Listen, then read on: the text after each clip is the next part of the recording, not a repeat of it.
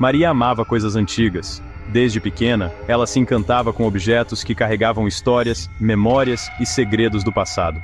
Ela encontrava beleza em suas histórias, imaginando as vidas que haviam tocado e os momentos que haviam testemunhado.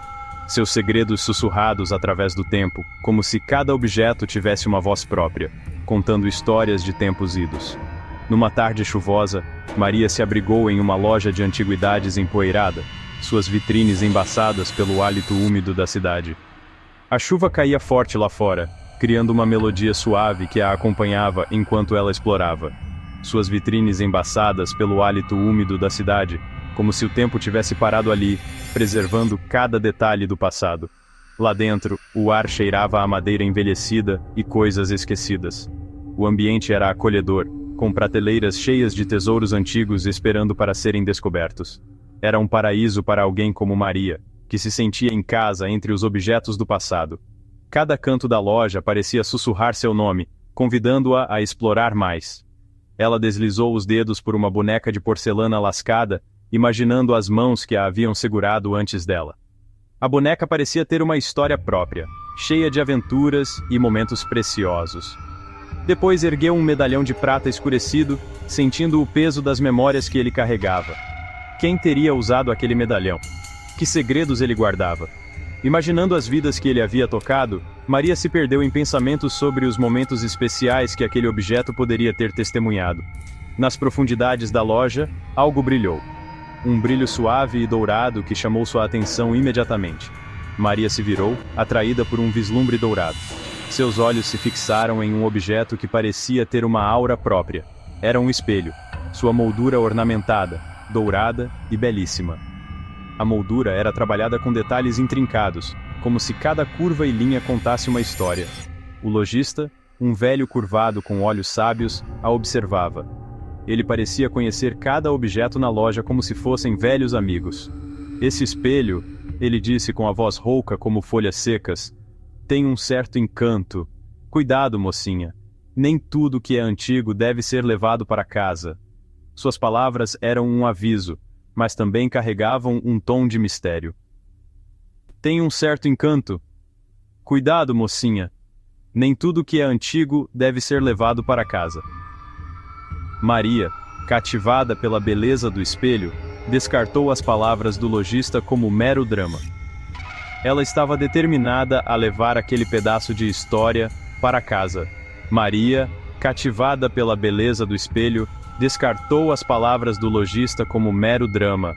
Ela estava convencida de que o espelho seria uma adição perfeita para sua coleção.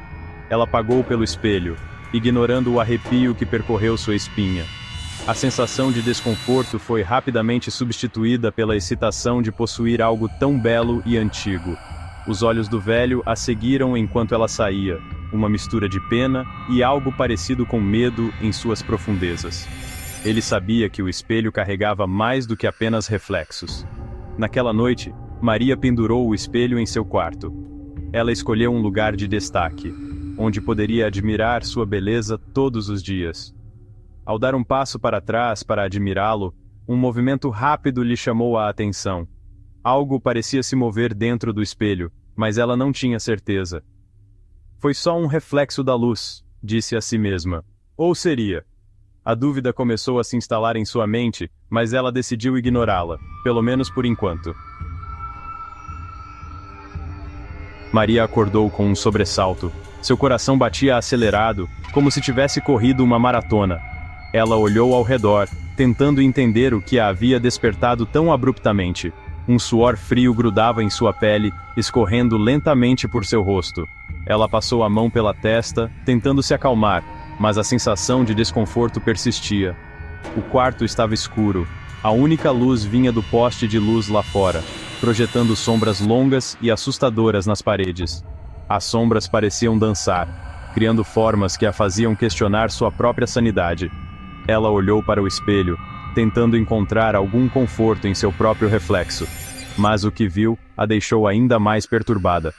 Por um instante, jurou ter visto uma figura parada atrás de seu reflexo, alta, escura e ameaçadora. Seus olhos se arregalaram de medo, e ela sentiu um calafrio percorrer sua espinha. Seu coração martelava no peito, cada batida ecoando em seus ouvidos. Ela tentou respirar fundo, mas o ar parecia pesado, difícil de puxar. Ela piscou, e a figura sumiu. Teria sido um pesadelo? Ou talvez apenas um truque de sua mente cansada? Os restos de um sonho agarrados à sua mente desperta? A linha entre realidade e ilusão parecia cada vez mais tênue. Ela tentou se livrar da inquietação que a envolvia como um sudário, mas a sensação de ser observada não a deixava em paz. No dia seguinte, Maria tentou racionalizar seu medo. Sentou-se à mesa, refletindo sobre os eventos da noite anterior. Talvez fosse apenas o cansaço acumulado ou uma manifestação de seu subconsciente. Afinal, era apenas um espelho antigo, um objeto inanimado que não poderia causar nenhum mal. Mas por que então ela sentia essa inquietação persistente? Mas a dúvida persistia em sua mente, um sussurro insistente que ela não conseguia ignorar. Algo dentro dela dizia que havia mais do que seus olhos podiam ver. Naquela noite, ela se viu atraída pelo espelho mais uma vez. Era como se uma força invisível a puxasse, compelindo-a a confrontar seus medos. Enquanto olhava para seu reflexo, a sensação de inquietação retornou. Seus olhos fixos no espelho, esperando, temendo o que poderia aparecer. O ar ficou frio, e o quarto pareceu escurecer ao seu redor. A temperatura caiu drasticamente, e ela sentiu um arrepio percorrer seu corpo. E então, ela o viu novamente. A figura. Desta vez, mais clara, mais definida. Não havia como negar sua presença. Desta vez, não havia como se enganar. Era real. A figura estava ali, observando-a, e Maria sabia que sua vida nunca mais seria a mesma. O pânico cresceu dentro dela. Maria cambaleou para trás, sua respiração presa na garganta. A figura permaneceu, seus olhos como brasas ardentes na escuridão. Ela não conseguia desviar o olhar, paralisada por um terror que nunca havia conhecido. Então, tão rápido quanto apareceu, a figura desapareceu. Maria ficou ali por um longo momento, seu coração batendo forte contra as costelas. Ela sabia então que não podia ignorar aquilo. Havia algo errado com o espelho, algo maligno. Movida pelo medo e uma crescente sensação de pavor, Maria começou a pesquisar sobre a loja de antiguidades. Ela descobriu que o lugar tinha uma história sombria, rumores sussurrados de estranhos acontecimentos e tragédias inexplicáveis.